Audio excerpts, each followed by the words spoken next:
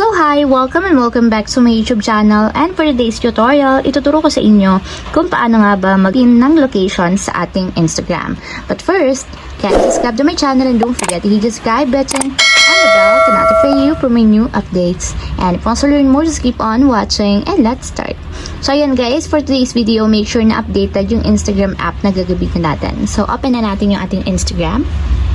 And mula dito guys, sa pinakang homepage or newsfeed, pumunta lang tayo sa inbox or sa message ng ating Instagram.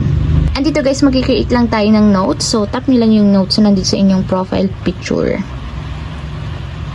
And kung makikita nyo guys, ganito yung lalabas. So para makapag-pin tayo or makapag-note tayo ng location, itatap nyo lang guys itong location button. So tap nyo lang.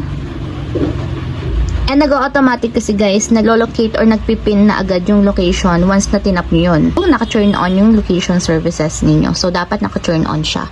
So, tap nyo guys yung location kung mali yung location na nakapin dito. So, pwede naman kayo ditong mamili or mag-search ng location na gusto nyong ilagay. So, for example is ito. And dapat guys, kapag magpipin kayo ng location, meron kayong notes kahit hi or symbols lang para mag-post siya. So, kapag ganyan na, ibig sabihin, pwede na natin i-share yung ating location or yung ating notes. So, tap natin yung share. And ayan guys, dito lalabas sa baba yung location ninyo or yung nakapin na location. So, ganyan yung magiging itsura na guys. Once na naglagay kayo or nagpin ng location sa inyong Instagram notes.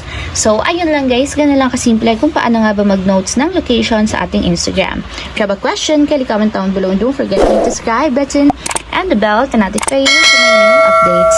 And thank you for watching!